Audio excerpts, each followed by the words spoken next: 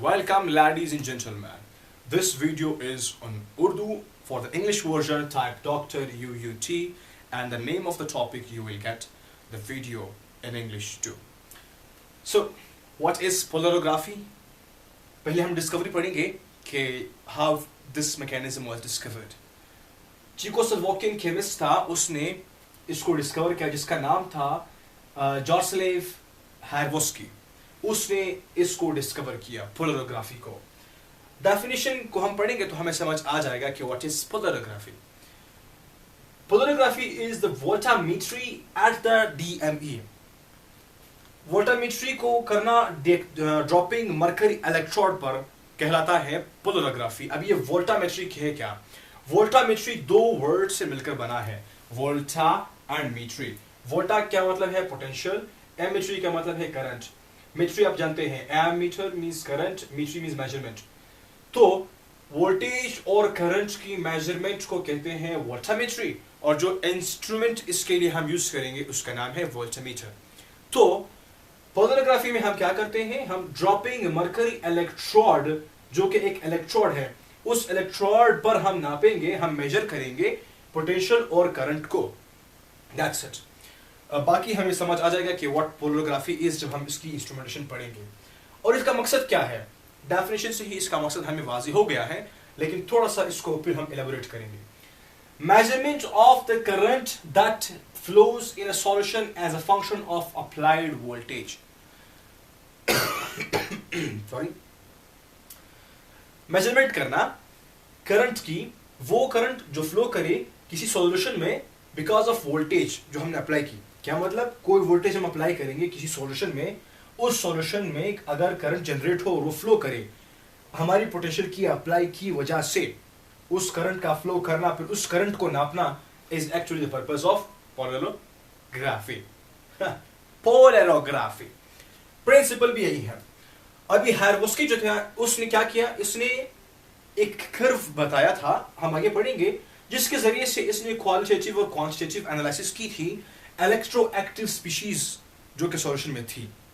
तो फिर उसके बाद हमने क्या किया? अभी इस जो पोलरोग्राफी है इसके जरिए से हम क्वालिटेटिव और क्वांटिटेटिव एनालिसिस करते हैं इलेक्ट्रोएक्टिव स्पीशीज की. कोई भी हमारे पास स्पीशी हो, उसको हम जाकर के इस सॉल्यूशन में एनालाइट को डालते हैं, उसको फिर हम ऑब्जर्व कर सकते हैं क्वालिटेटिवली भी और क्वांटिटेटिवली भी. अभी इसके इंस्ट्रूमेंटेशन की तरफ आते हैं. इंस्ट्रूमेंटेशन इसकी बहुत ही इंटरेस्टिंग है. जरा ऑब्जर्व कीजिए. हमारे पास होगा पोटेंशियोमीटर या पोटेंशियोस्टेट, पोटेंशियोमीट्री भी कह सकते हैं, और ये जो हमारे पास है इसको बोलते हैं ड्रॉपिंग मरकरी इलेक्ट्रोड. ये इसको वर्किंग इलेक्ट्रोड भी कहते हैं. ये कैथोड होता है, इस पर नेगेटिव चार्ज होता है, और इसके अंदर जो है मरकरी होती है. मरकरी पर क्या चार्ज होता है? Positive charge. Because of the potentiometry of this electrode, वो मरकरी जो हमारी होती है वो उसका चार्ज इस नेगेटिविटी की वजह से नेगेटिव बन जाती है. बिकॉज क्योंकि नेगेटिव जो है वो मरकरी है, मरकरी नहीं है, ये इलेक्ट्रोड है, इसकी सप्लाई है, जिसकी वजह से वो मरकरी फिर नेगेटिवली चार्ज बन जाएगी, अगरचे मरकरी हमारे पास पॉजिटिव चार्ज है. Okay, liquid metal. और फिर उसके बाद हमारे पास हैं दो और इलेक्ट्रोड्स हैं, और उसका नाम है एक रेफरेंस इलेक्ट्रोड, और यहाँ पर एक और हमारे पास इलेक्ट्रोड है जिसको बोलते हैं ऑक्सिलरी इलेक्ट्रोड. और एक नीचे हमारे पास होता है बेकर के नीचे, इसको बोलते हैं एनोड इलेक्ट्रोड. अभी ये हमारा जो काम है, हमारे काम में जो हेल्प आउट करता है वो बेसिकली ये दो इलेक्ट्रोड्स हैं. एक हमारे पास है डीएमई ड्रॉपिंग मरकरी इलेक्ट्रोड, और दूसरा हमारे पास है एनोड इलेक्ट्रोड जो कि बेसमेंट पर होता है. इन दोनों के आसपास जो हमारे वो रिएक्शंस होते हैं जो हमारे लिए चाहिए होते हैं, मींस रेडॉक्स रिएक्शन यहाँ पर होते हैं. एनोड और कैथोड जहाँ पर होगा वहाँ पर आपके रेडॉक्स रिएक्शन होते हैं. आप लोग जानते हैं oxidation reduction reactions they occur at anode and cathode. उसके हवाले से भी हम एक वीडियो बनाएंगे, वो आप लोग ऑब्जर्व कीजिएगा, redox reaction by doctor UUT, and you will get that. Okay, तो ये हमारा इंस्ट्रूमेंटेशन हुआ. अभी इसमें हम कैसे मालूम करते हैं हमारा जो मैकेनिज्म है. कुछ और बातें यहाँ पर हम जिक्र करेंगे. Supporting electrolyte. इस बेकर में हम इलेक्ट्रोलाइट भरेंगे, उसका नाम है सपोर्टिंग इलेक्ट्रोलाइट. वो हमारे एनालिसिस को सपोर्ट करता है. हमारा जो एनालाइट है उसको हम डालते हैं, उसको ये सपोर्ट करता है, इसीलिए इसका नाम है सपोर्टिंग इलेक्ट्रोलाइट. और जो पोटेंशियल यहाँ पर हम अप्लाई करेंगे उस पोटेंशियल को भी ड्रॉप होने से बचाएगा, यानी कि रेजिस्टेंस को भी कम करेगा. और पोटेंशियल को भी ड्रॉप होने से बचाएगा, इसीलिए इसका नाम है सपोर्टिंग इलेक्ट्रोलाइट। फिर हम नाइट्रोजन फ्लशिंग भी करवाएंगे इस हमारे बेकर में। वो क्यों करवाएंगे? ताकि जो रेडॉक्स रिएक्शंस हमारे पास होंगे वो नाइट्रोजन फ्लशिंग के थ्रू ऑक्सीजन के जो स्पीशीज होते हैं उसको रिमूव करवाते हैं। नाइट्रोजन फ्लशिंग भी हम इसी में करते हैं। और फिर क्या होता है कि हमारे जो इस बेकर में एनालाइट हुआ, एनालाइट को मैंने स्टार से प्रेजेंट किया हुआ है, और ये जो डिश मैंने लगाया है ये असल में हमारे इलेक्ट्रोलाइट्स हैं, सपोर्टिंग इलेक्ट्रोलाइट्स होते हैं। तो एनालाइट जो है वो बिल्कुल कम सा होता है और सपोर्टिंग इलेक्ट्रोलाइट ज़्यादा सा होता है। अभी ये सपोर्टिंग इलेक्ट्रोलाइट और जो है वो क्या करेगा, इसका इंटरेक्शन होना है हमारे किसके साथ? ड्रॉपिंग मरकरी इलेक्ट्रोड के साथ, क्योंकि हमने बात की थी कि voltammetry and the dropping mercury electrode is polarography. तो हमारा इलेक्ट्रोलाइट जो है उसने करंट, उसका करंट जनरेट उसके मूवमेंट से। अभी इलेक्ट्रोलाइट जो है आप जानते हैं कि वो कैसे होना चाहिए, वो चार्ज पार्टिकल्स होना चाहिए। बेसिकली हमारे पास जो यूज यहाँ पर होंगे वो पोटेशियम क्लोराइड या सोडियम नाइट्रेट वगैरह हम यूज करते हैं। अभी आप जानते हैं अगर हम इसकी ब्रेकअप करवाएंगे तो ये potassium positive ion chloride negative ion में स्प्लिट हो जाएगा। तो इस स्प्लिटिंग को हमने ऑब्जर्व किया है। अगर ये स्प्लिट होगा, फिर आप ये भी जानते हैं कि एक चार्ज पार्टिकल जब मूव करता है तो वो करंट को जनरेट करता है। यहाँ पर पोटेंशियल के जरिए से हमने एनालाइट को इलेक्ट्रोलाइट को ब्रेक किया, तो उसके ब्रेकिंग करने के बाद जो एनालाइट है वो मूव करना शुरू करेगा टुवर्ड्स द किस चीज पर तरफ? डीएमई की तरफ, ड्रॉपिंग मरकरी इलेक्ट्रोड की तरफ मूव करना शुरू करेगा। ये movement of the analyte towards the DME कैसे होगा? By mean of diffusion, migration, convection. Diffusion आप जानते हैं कि हायर कंसंट्रेशन से लोअर कंसंट्रेशन तक जाना इज कॉल्ड डिफ्यूजन। और माइग्रेशन क्या है? सिंपल माइग्रेशन एक जगह से दूसरी जगह।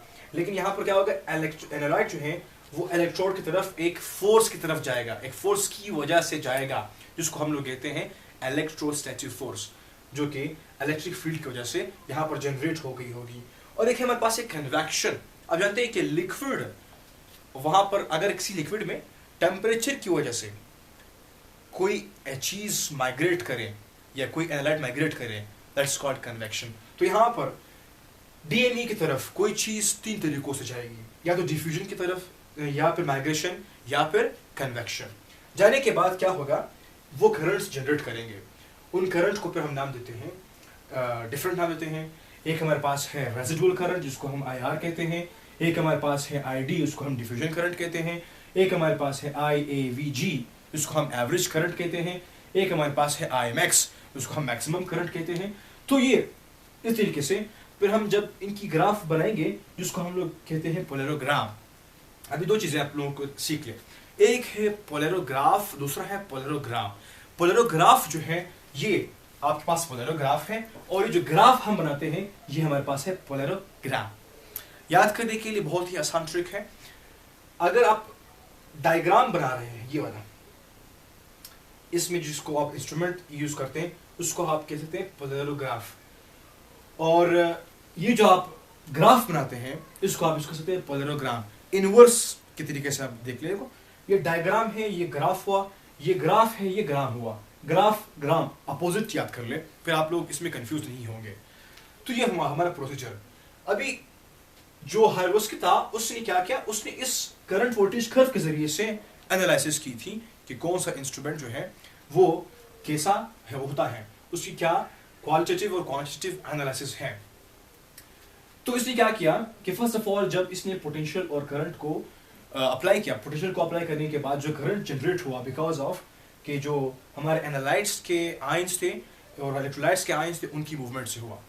पहले हमारे पास है, इसने कहा कि आईआर का मतलब है रेजिडुअल करंट। ये एक्सक्यूज मी, एनोड जो है, एनोड पर ये रेजिडुअल करंट हर वक्त होता रहता है, अगर हम प्रोसीजर को परफॉर्म करेंगे या नहीं, रेजिडुअल करंट होगा। फिर उसके बाद इसने कहा कि डिफ्यूजन करंट जनरेट होता है अगर जब हम प्रोसीजर को थोड़ा सा बढ़ाते हैं, जब हम प्रोसीजर को स्टार्ट करते हैं। पहले हमारे पास है रेजिडुअल करंट जो कि असल में इलेक्ट्रोलाइट का करंट है, इलेक्ट्रोलाइट जो सपोर्टिंग इलेक्ट्रोलाइट है वो। और उसके बाद जब हम इस प्रोसीजर को अप्लाई करते हैं, पोटेंशियल को अप्लाई करने के बाद जो करंट जनरेट होगी उसका नाम इसे दिया आईएवीजी, एवरेज करंट, या आई मैक्स, मैक्सिमम करंट। या तो इसके बीच में एक और करंट इसने बताया जो असल काम हमारा फंक्शनल करंट है, जिसका नाम है डिफ्यूजन करंट। ये डिफ्यूजन करंट, इसने बताया कि ये डिफ्यूजन करंट जो है ये रिस्पॉन्सिबल है, और ये हमारे पास एनालिसिस के लिए, पोलरोग्राफी के लिए एक रिस्पॉन्सिबल करंट है। डिफ्यूजन करंट असल में रेजिडुअल करंट और मैक्सिमम करंट की क्या है, डिफरेंस को कहते हैं diffusion current.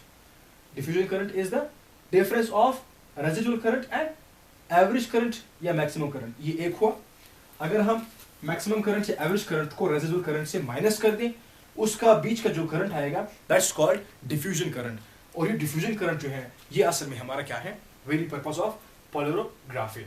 So that's it about the polarography. So for the next videos regarding the same topic and the same lecture, keep on visiting the